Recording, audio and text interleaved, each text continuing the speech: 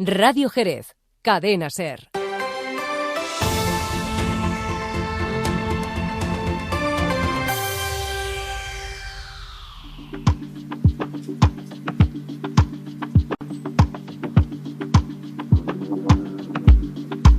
Todavía nos quedan temas pendientes en esta jornada y el tema de los despidos es el que hoy vamos a poner sobre la mesa desde nuestra sección En Clave Jurídica. Ser despedidos del trabajo es una situación desagradable, difícil, en la cual pues es normal que experimentemos tristeza, malestar, pero es una situación en la cual pues también hay que estar alerta y con los 5 sentidos puestos en lo que estamos haciendo cuando recibimos y firmamos esa carta de despido. Hay que estudiar pues el tipo de despido, si hay algo que es erróneo o incorrecto para poder reclamar si no se está conforme. Así que como siempre pues nos vamos a poner en manos expertas nuevamente, lo vamos a hacer con el abogado Mario Guerrero, al que ya saludamos. Mario, ¿qué tal? Buenas tardes. ¿Qué tal? Buenas tardes. Pues como decimos, llegamos a este punto ya del que hablamos, Mario. ¿Cómo puedo impugnar mi despido? ¿Cómo lo hacemos? Bueno, antes de conocer el cómo impugnar el despido, yo creo que es importante conocer qué tipo de despidos existen, ¿no? En España hay varios tipos de despidos, están regulados en el Estatuto de los Trabajadores y podemos dividirlo en 2 grandes grupos. El primero de ellos según la causa o la forma del despido, y luego también podemos dividirlo en otro gran grupo que es según los efectos jurídicos del despido, ¿no? ¿Cuáles son los despidos más comunes en España? Bueno, pues tenemos un despido objetivo, que es el que se basa en causas ajenas al empresario, como por ejemplo causas económicas, organizativas, técnicas, lo que viene a ser que el empresario pues nos cuenta que tiene una mala situación y debe prescindir del trabajador, ¿no? Después también tenemos un despido colectivo, lo que se denomina también como ERE, que viene a ser un despido objetivo, pero con muchos trabajadores, ¿no? O con una cantidad de trabajadores. Y luego tenemos el despido disciplinario, que es el despido más duro, el despido que ningún trabajador querría tener, puesto que conlleva unos efectos jurídicos bastante indeseados.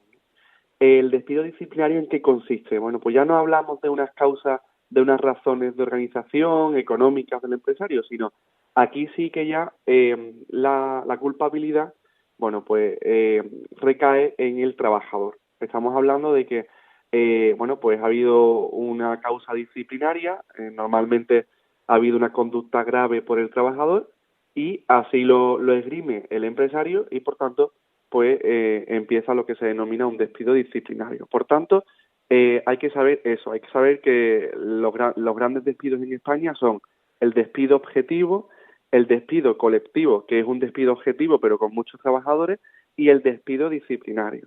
¿Cuáles son los efectos jurídicos de este despido?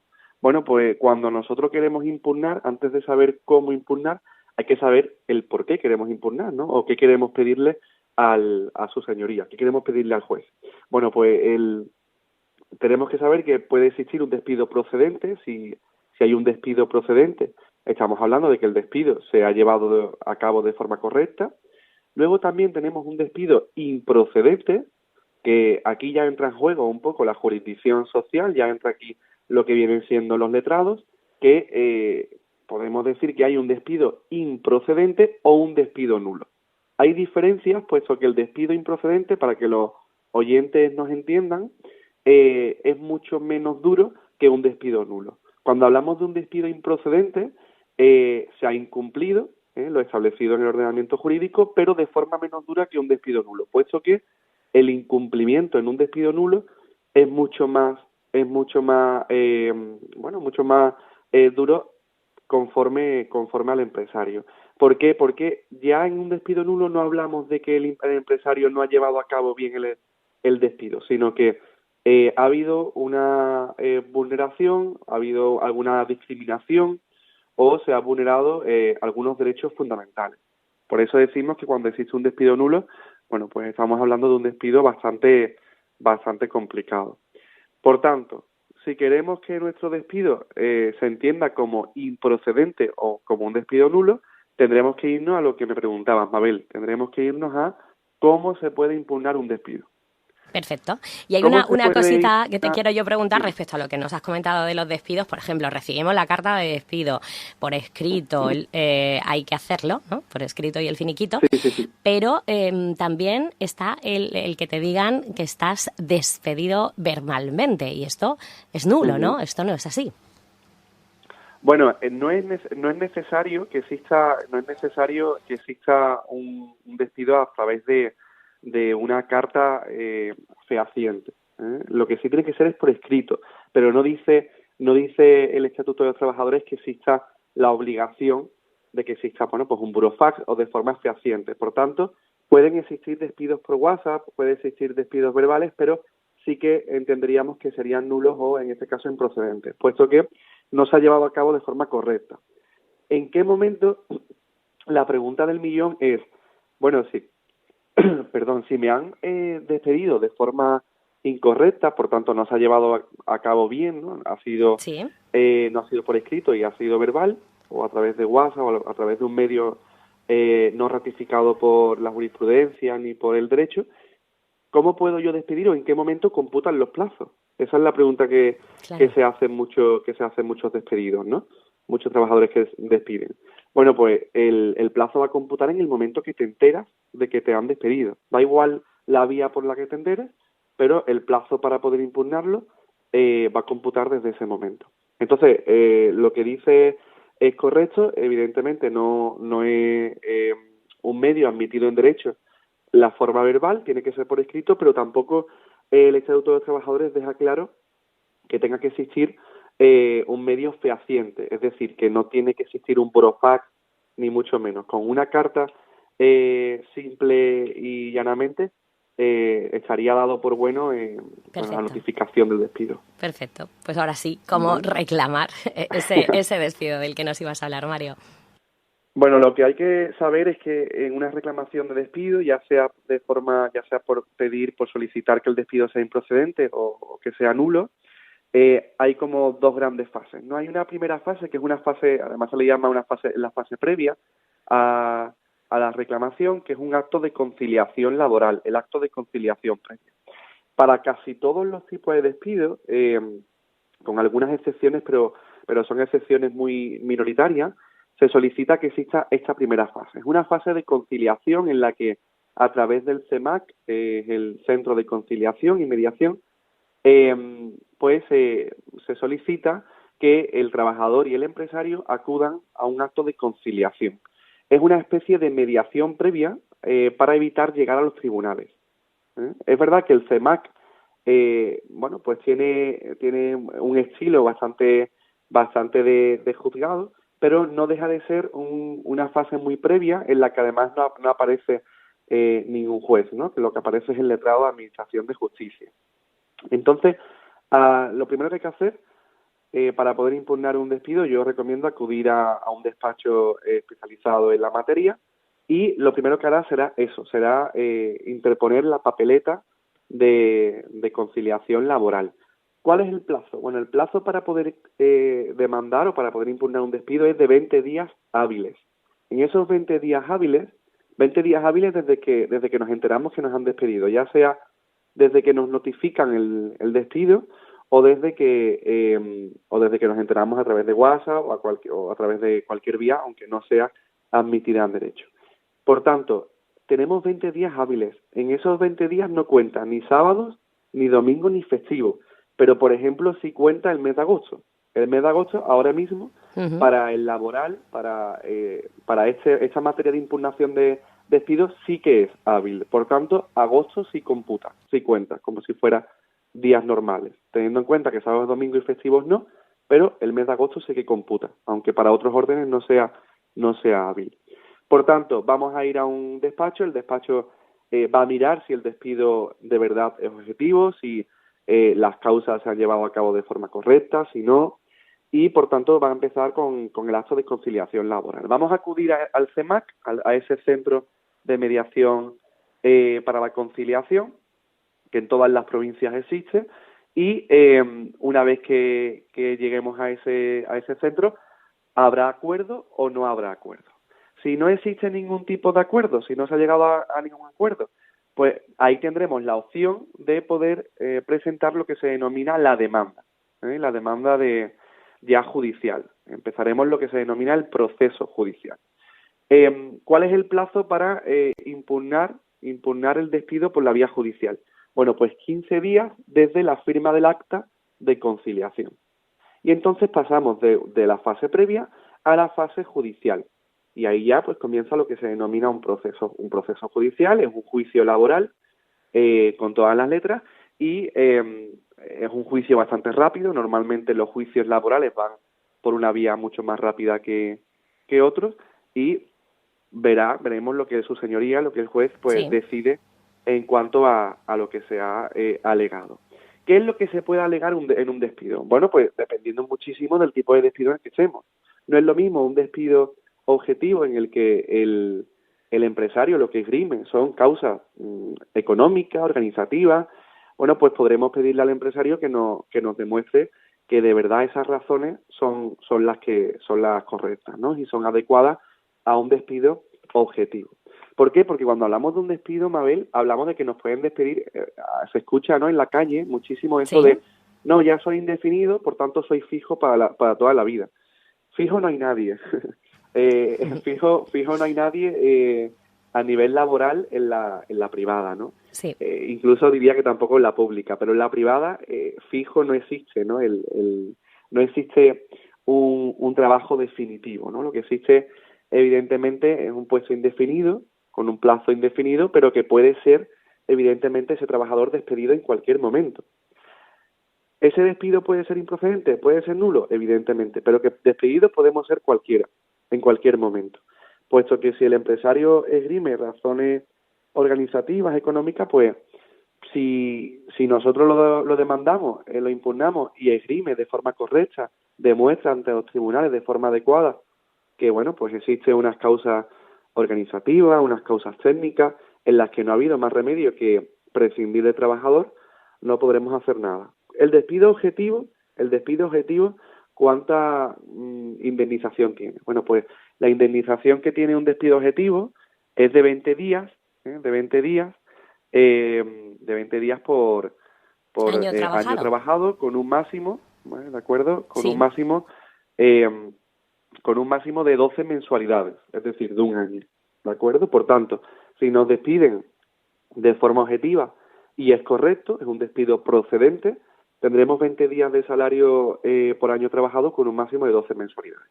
¿Qué pedimos cuando nosotros impugnamos, ¿no? Porque la pregunta es, bueno, ¿para qué se impugna? Bueno, nosotros impugnamos un despido, perdón, porque consideramos que el despido, bueno, pues no es correcto, que el empresario ha esgrimido o ha alegado unas causas que no son correctas, que no son verdad, que son falsas, y decidimos pedirle, en vez de 20 días de salario por año trabajado, se nos indemnizaría con 33 días de salario por año trabajado con un máximo de 24 mensualidades. Por tanto, lo que estamos pidiéndole al empresario es o la readmisión, tenemos la opción de que nos readmita a nuestros puestos de trabajo, o que nos indemnice con 33 días de salario, que son, pues evidentemente, muchos más que los 20 días que el Estatuto de los Trabajadores impone. Eso en un despido objetivo o en un despido colectivo. ¿Qué sucede en un despido disciplinario? Bueno, en un despido disciplinario lo que sucede es que el trabajador ha llevado a cabo alguna conducta grave. El Estatuto de los Trabajadores habla de algunas conductas, como por ejemplo la de hablar mal, ¿no? La de ofender al empresario u ofender a algún trabajador, la de llevar a cabo el trabajo sin que sea de forma comedida, es decir, de forma negligente, la de las faltas reiteradas en el trabajo. Hay una serie de conductas graves que dice el Estatuto de los Trabajadores, e incluso habría que estar también al convenio colectivo, puesto que el convenio colectivo puede imponer algunas conductas graves que no estén en el Estatuto de los Trabajadores, y el empresario es capaz de demostrar que esa conducta grave se ha llevado a cabo, pues te podrá despedir con un despido disciplinario. ¿Cuál es el problema o cuál es el matiz del despido disciplinario? Pues que no existe ni indemnización Por tanto, te ves en la calle sin ningún tipo de indemnización y además no tienes incluso ni que preavisarte, porque en un despido objetivo hay que preavisar al trabajador con un tiempo establecido. Pero en el despido disciplinario, de un día para otro, puedes estar en la calle y incluso sin indemnización, ¿no? Puedes haberte llevado muchísimos años en una empresa que no tienes ningún derecho a indemnización. Por eso, ¿cuál es el despido que más se impugna? Bueno, pues evidentemente el despido disciplinario, porque el trabajador cree que su conducta no es tan grave o que su conducta no se ha llevado de verdad a cabo, ¿no? Por tanto, los despidos disciplinarios son uno de los despidos que más se ven en la práctica, ¿no? En los tribunales. Y hablando de la jurisprudencia que crean los despidos y también los casos prácticos, ¿no? Que esto sí que nuestros oyentes los van a entender enseguida. Bueno, pues hay muchísima jurisprudencia, evidentemente, ¿no? Puesto que la jurisdicción laboral es una jurisdicción que no es nueva, evidentemente, y bueno, es una jurisdicción que siempre ha tenido mucho peso, ¿no? En el derecho.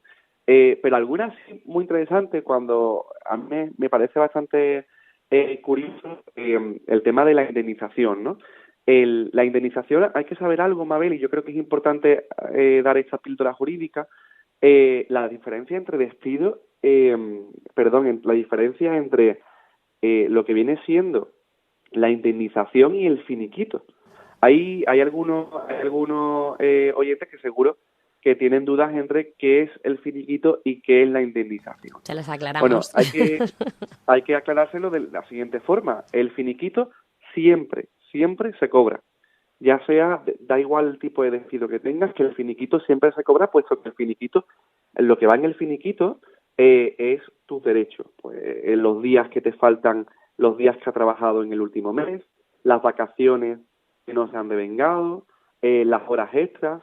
Por tanto, el finiquito nadie te lo puede quitar.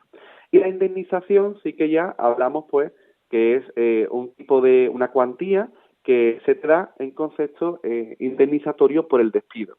En principio, la indemnización tiene la naturaleza, la indemnización no tributa en la declaración de la renta y tiene la naturaleza o una intencionalidad de buscar, bueno, que pueda indemnizarte durante un tiempo para que puedas buscarte otro trabajo, ¿no? Es un poco suple el plazo, el tiempo en el que tienes que buscar otro trabajo, ¿no? Por tanto, esa es la diferencia entre finiquito y bueno, indemnización. Y la indemnización hemos dicho que era de 20 días por año trabajado en el caso de despido objetivo o en el caso de despido colectivo, siempre, y si vemos que es improcedente, podremos incluso elevarla a 33 días por año trabajado. Pero hay que recordar algo, hay que recordar que hasta el año 2012 esa cuantía, esa indemnización por despido improcedente era mucho más alta, era de 45 días por año trabajado. Eso es. Y por tanto, la pregunta del millón es, ¿realmente esa indemnización de 33 días, ese límite de 33 días por año trabajado, es un límite o es un límite máximo? ¿O los tribunales pueden aumentarlo? Pues sí, los tribunales pueden aumentarlo. Incluso hay jurisprudencia muy reciente de este mismo año en la que, un tribunal, por ejemplo, elevaba a 48 días por año trabajado una indemnización por un despido improcedente porque se consideraba como insuficiente, ¿no? Por resumir un poco esa sentencia, era una trabajadora que en el momento del COVID, en vez de incluirla en el ERTE, en el expediente de regulación temporal, pues decidían despedirla, puesto que era mucho más barato para el empresario despedir a la trabajadora porque llevaba muy poco tiempo, como meterla en el ERTE, ¿no? Y entonces, bueno, pues el juez decide elevar a 48 días por año una indemnización en este caso. Por tanto, que ningún empresario piense que es tan fácil despedir, ¿no? Puesto que no siempre hay un límite. Hay muchísimos empresarios que empiezan en muchísimos departamentos de recursos humanos que en el momento de despedir hacen sus cábalas y hacen sus cuentas para ver si es mucho más rentable despedir a 33 días por año trabajado a alguien como mantenerla en la empresa. Y a veces sale mucho más rentable pagarle los 33 días por año trabajado y listo, como mantenerla en la empresa. Pero es que hay que tener en cuenta que no siempre estamos a los 33 días por año trabajado, puesto que no es un límite máximo como ya la jurisprudencia ha ido diciendo, ¿no? Bien. Más jurisprudencia así por dar algunos matices. Bueno, pues jurisprudencia en cuanto al tema de autónomos, de los readers, ¿no? De algunas empresas que han ido viéndose que los tenían a los trabajadores como autónomos y realmente eran trabajadores. Hay muchísima jurisprudencia que se puede ir matizando, pero en principio yo creo que la que yo he comentado es una de las más interesantes de acuerdo a esa indemnización, a ese plazo. Bien. Y hablando ya de casos prácticos, por ejemplo, alguien que nos esté escuchando y que diga, bueno, estando de baja me pueden despedir. Es una buena pregunta, puesto que estando de baja no te pueden despedir. No podrían despedir estando de baja, lo que sí se consideraría un despido improcedente o un despido nulo. En este caso, entiendo que podría ser un despido nulo, puesto que está vulnerando algún derecho fundamental, como es el del descanso médico, ¿no? Y las razones médicas. Pero habría que estar bien a ese tipo de despido. Por tanto, estando de baja no te pueden despedir. Ahora bien, ¿te pueden despedir una vez te has incorporado al trabajo alegando las causas de la baja? Es decir, alegando que como estabas de baja has sido poco productivo, pues tampoco te podrían despedir. Sería un despido improcedente y si se demuestra que la baja, aunque ha sido que el despido ha sido posterior a la baja, pero que la razón, la casuística de ese despido es haber estado de baja durante un tiempo, pues podríamos impugnarlo, evidentemente. Antes lo dejabas caer en cuanto, por ejemplo, a un empresario que a la hora de despedirte pues alegara que habéis hablado mal, en este caso hablando también mal de los compañeros, por ejemplo, del jefe, se puede despedir.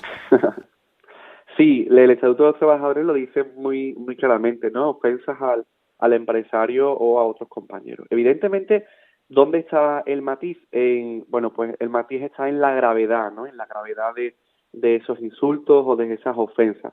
Habría que echar a la jurisprudencia, habría que evidentemente acudir a un despacho especializado para conocer bien si la gravedad es tanto como el empresario esgrime o de verdad esa gravedad no es para tanto como para llevar a cabo un despido disciplinario. Yo entiendo desde un razonamiento lógico, jurídico, que la gravedad tiene que existir una ofensa muy grave.